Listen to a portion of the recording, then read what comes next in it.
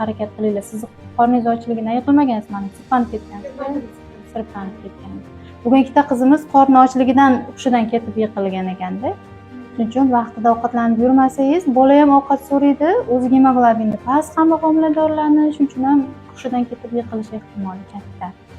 Bularni holatlarida yo'ldoshimiz ko'chmagan, eng xavfli narsalar yiqilganda yo'ldoshni ko'chib qolishi va bolajonga qanaqadir travma bo'lishi.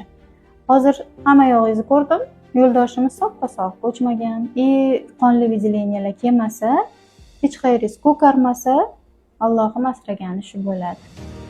Isitmasi yaxshi, suvingiz xiralashmagan. Ba'zida mana travmalardan keyin suv xiralashishi xavotirga qo'yadi bizani, может qon quyilgan bo'lishi mumkin deymizda suvga. No, suvlaringiz ham top-toza ekan, xiraliklari yo'q. Jinsini bilamiz-da. Da, krasavitsamiz.